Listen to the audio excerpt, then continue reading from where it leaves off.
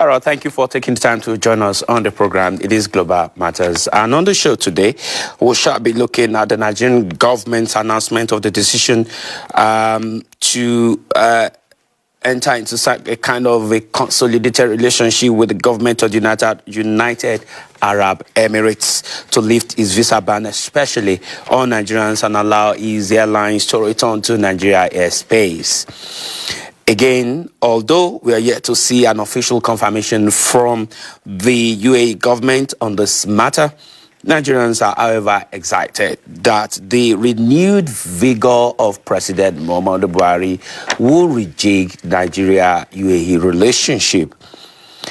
In the meantime, while we're expecting the government of the United Arab Emirates to speak to this matter of lifting the visa ban, we shall be taking a look at how these will affect Nigerians living in the Emirates, what economic benefits and opportunities are there for Nigerians, especially this rejigged and renewed bilateral relations between Nigeria and United Arab Emirates. And also we shall consider the circumstances that led to the diplomatic row. One of such was the treatment accorded a Nigerian airline planning to fly into the United Arab Emirates vis-a-vis the treatment UAE airlines enjoyed from flying into Nigeria. Joining me to look at this issue are three gentlemen who have those great international connections. First, Honorable Kenneth Gbandi. Honorable Kenneth Gbandi, a former Nigeria in Diaspora Organization Europe chapter, the chair and the board of that organization based in Germany, is joining us live from Germany on the show today. And we're also being joined by Precious Omogati. Precious is joining us from Qatar there. And my very good friend and a citizen of one of the Emirates, Khomeini Buhari, who is joining us from Lagos on the show today. Gentlemen, thank you for your time on the show. But before I come to you, let's quickly take a look at the short break. When we come back from the short break, we'll pick up our discussion. Don't go away. We follow the stories and bring you the report from anywhere to everywhere, either global, foreign, or diplomatic relations, even diaspora matters. And we bring you the behind the scene of the stories through our studio analysis. This hand that has represented the symbol of unity after the war in Rwanda. Good and efficient legal process is one of the main things that we realize lead to the breaches of human rights in Nigeria. My assessment of the war in Ukraine is very unfortunate. Attack on the Israeli government, an attack on the Israeli soldiers by Hamas, by the jihadi group, by the occupier, and other terrorists. By the people. No. That will bring you all here on Global Matters.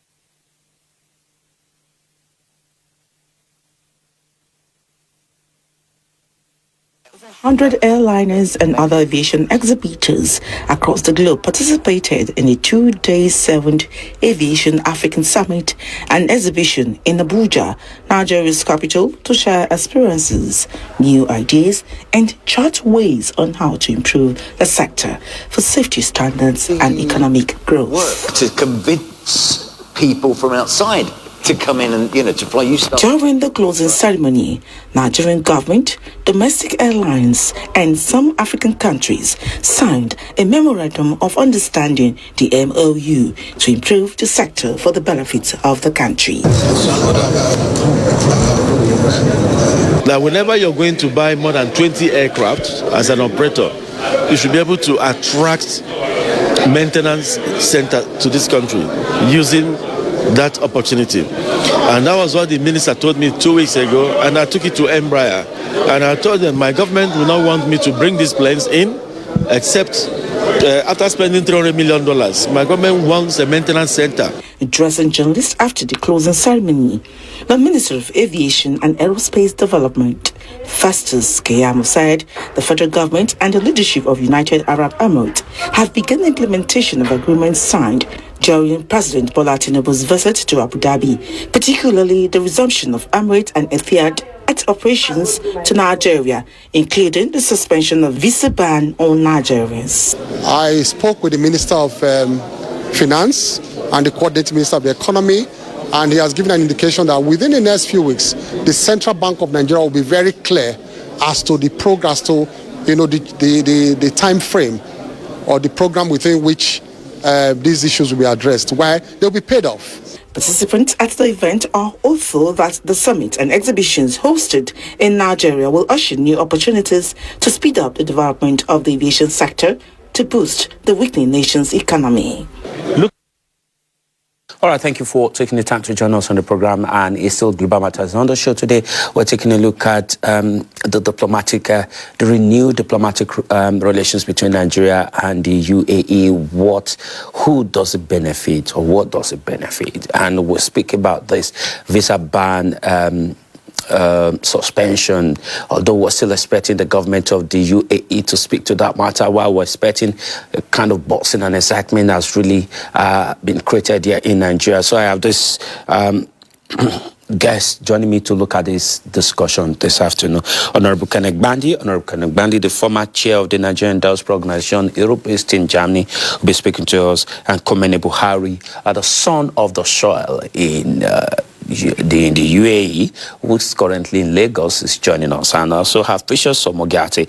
Precious Omogate is a former NIDO executive based in Qatar. Gentlemen, thank you for taking the time to join us on the show today. But permit me, let me start with Precious. Precious, when you heard this information about the renewed relations between Nigeria and UAE, I know you are in Qatar. You're just less than 40 minutes by plane from the UAE. How does it feel considering this renewed relationship? Precious. Yeah, thank you, Mr. Tunde, for having me here. It was welcome with big smiles and expectations. We, the Nigerians who reside in this region, actually looked forward to, like it was said, instant lifting of the ban. We really looked forward to having ourselves, going back to the same kind of travel activities we had in the region, where you could, pick up your bag, flying into the Emirates and have, fun and come back, do your business, come back. Some of us even go there to renew our passports. But it was short-lived in a way, but we believe the government are doing what they to do necessary, and it should be, speedily done. Thank you. Precious, let me get this right. Are you saying the visa ban also affected those of you in Qatar and other areas? So that's one thing I think we've not really paid attention to, that the visa ban was a ban on Nigerians, not only Nigerians living in Nigeria. So as far as you had the Nigerian passport, you were banned within that, I think, before the age limit of 40, I think. So regardless, even if you're coming from the region, even if you're coming from Europe, you are using a Nigerian passport, that ban extended to Nigerians. So the implication of the visa ban, it does appear to me is getting clearer now. So it is not about those who live in Nigeria, as long as you carry the Nigerian passport. It doesn't matter where you are. You might be in London, you might be in America. You cannot fly into anywhere in the Emirates with the Nigerian passport. That's the implication now. That's our understanding. And most of us tried to go in.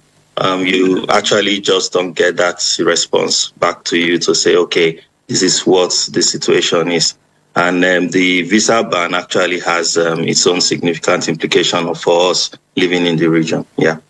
But before I leave you, the bosses, the the suspension of the visa ban created in Nigeria seems to really move the government of President Bola Tinubu forward, with Nigerians singing his praise for being able to resolve the row.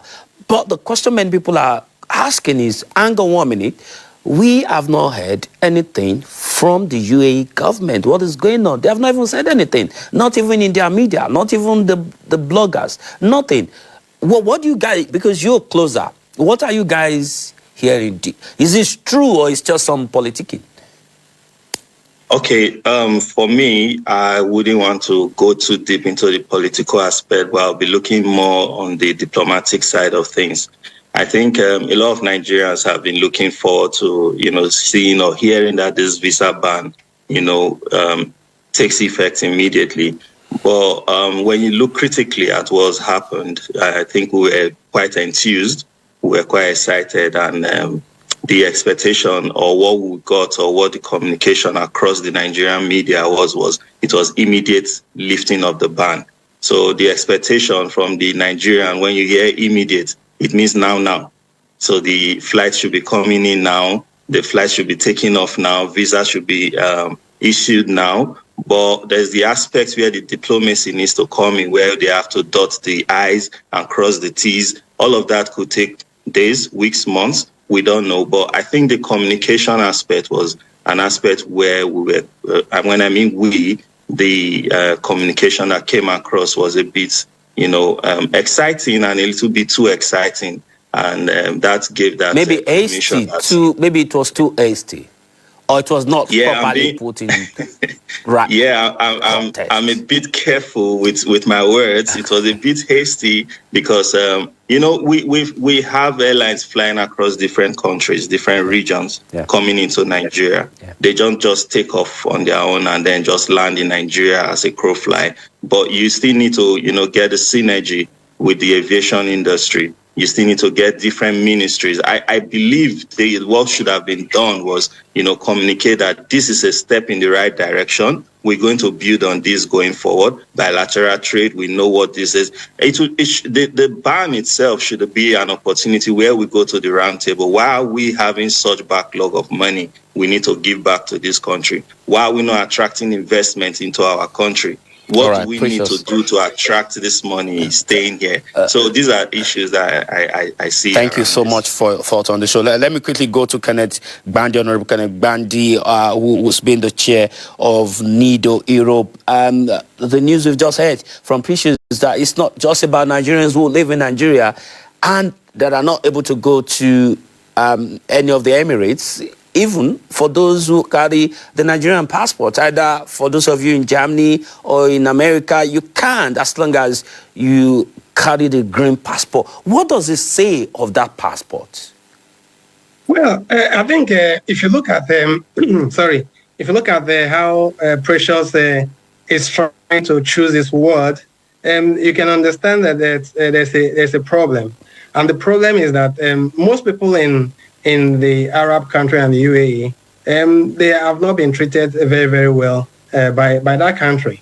And of course, any critique, any voicing of critique will be considered not in a favorable aspect of it, and they might actually end those people deportation.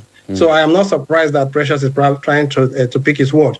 Most Nigerians in the UAE I have spoken to lament that the UAE, among many other countries, can afford to restrict and treat Nigerians inhumanly simply because of our own government have no serious concern and regard to the dignity of Nigerian citizens, as we have seen all over the world. So any keen observer can tell you for free that most Nigerians are of the impression that Nigerian government, both in their foreign policy languages and action, have, through most of their embassies, never taken a strong stand in fighting, protecting, and defending the interests of Nigeria.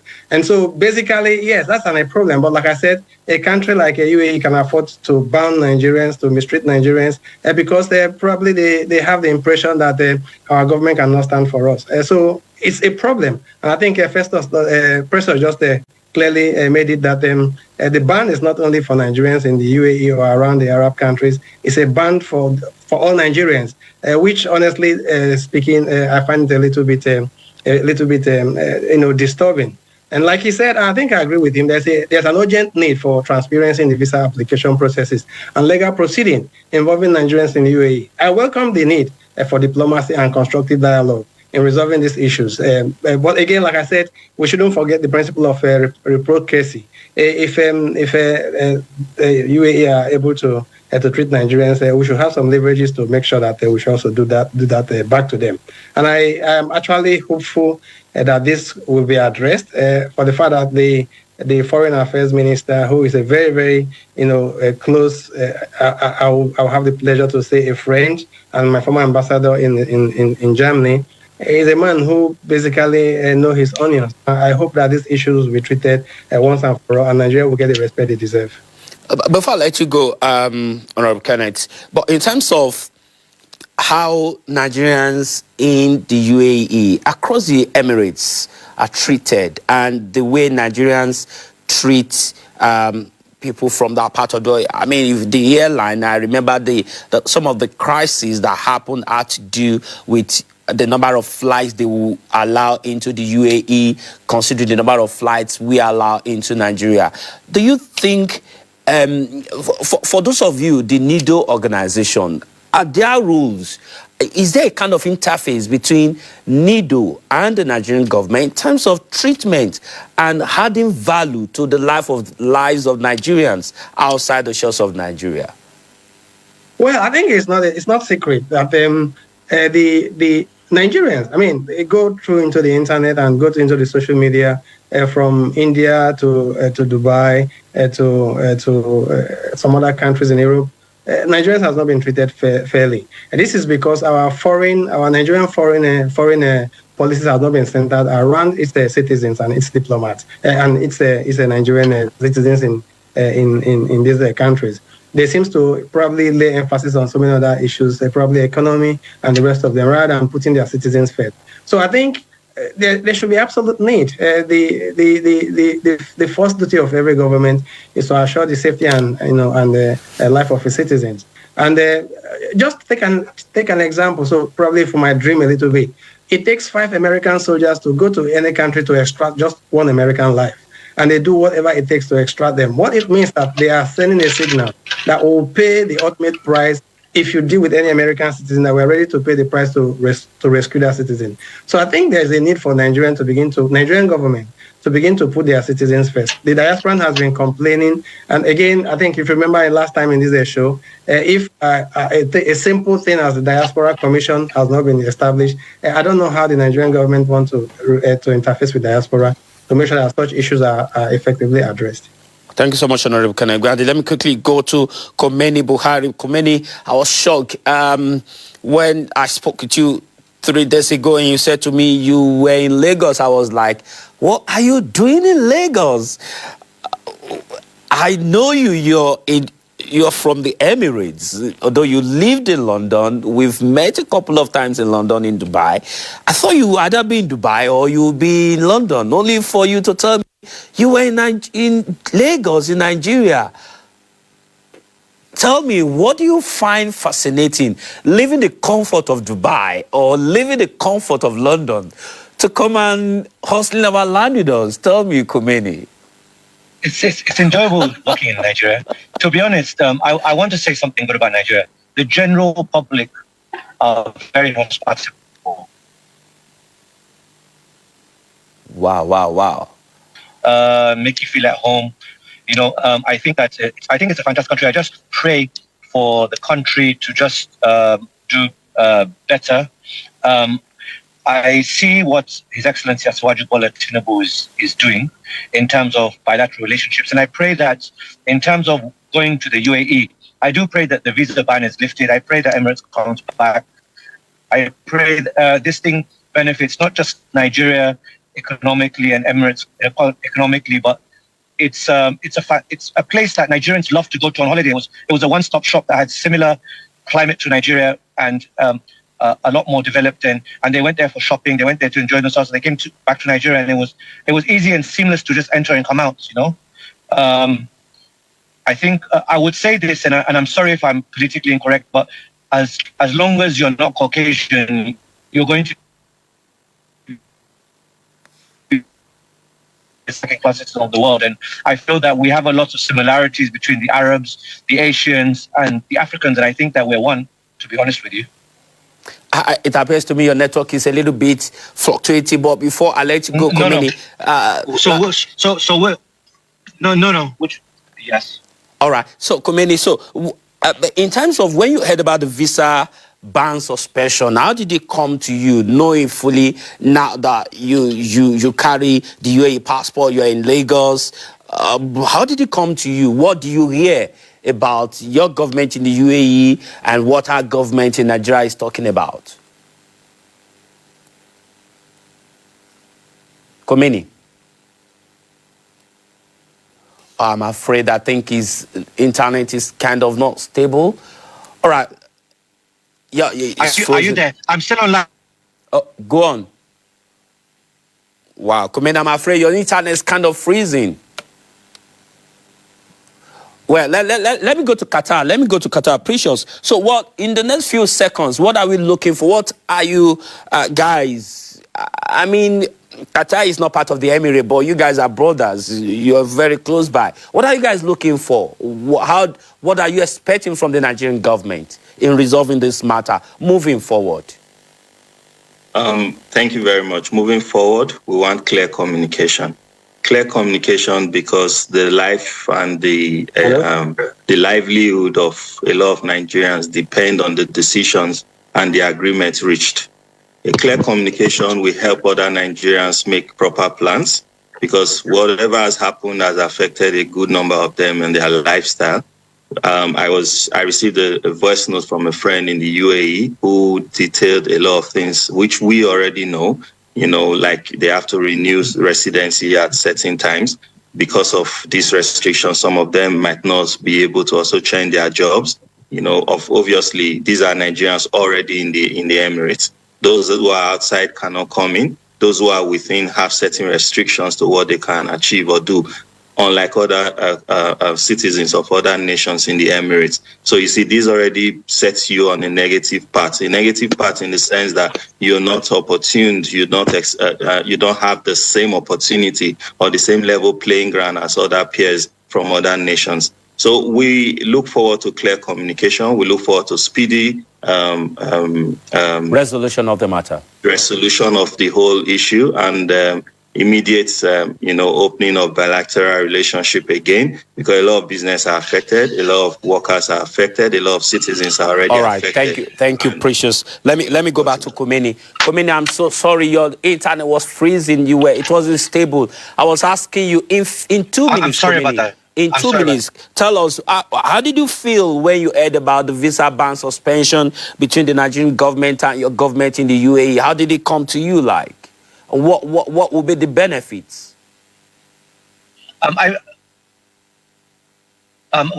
felt very, very sad because I just felt that it's a huge benefit for Nigerians to come to the UAE. Mix of cultures, not just that, they brought huge economic advantages to the UAE, Emirates-wise, spending-wise, culture-wise.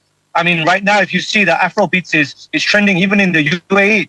Davido just did his concert. You know, like who brought these people? Who brought these talents? It's Nigeria that brought these talents. So I think that having a good relationship with Nigeria, the giant of Africa, is a huge advantage to the UAE in many, many ways, economically especially.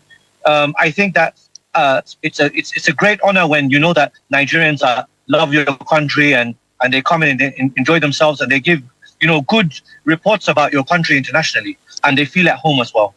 Thank you so much, Komini. I pray that this thing happens sooner than later.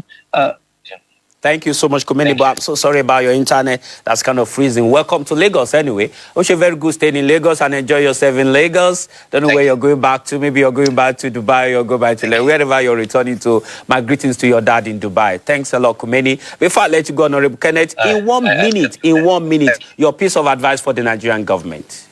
Well, historically, Nigeria-UAE, we have a very large destination in Nigeria, in UAE. About 100,000 Nigerians are living there. They provide a very cheap labor for UAE, and the UAE provide a job opportunity. So I think like Kowini said and like Precious said, I'll join them to say that this issue should be resolved as quickly as possible. We should go into bilateral discussion, but Nigeria should go there also with a moral high ground, knowing that it's both economically beneficial for both of them to have a very good relationship. Thank you so much, gentlemen. Honorable Kenneth Gandhi, former chair, Nigerian Diaspora Organization, Europe. Thank you so much for time on the show. As usual, your contribution is always fantastic, and that's why we love you. And former NIDO executive from Qatar, Precious Omogate. Thank you so much. First time having you on the show, and I really enjoyed it. Thanks for your time, Precious. Komeni. Thank you so much. So shocked to tell me you're in Lagos. Hopefully we'll catch up before you go back to London or Dubai. Whatever and wherever, I wish you a good stay and enjoy yourself in Lagos. All right, thank you so much, guys. Sincere appreciation to my colleagues that have made this program very successful today. Enjoy the rest of your stay and very good weekend. Bye.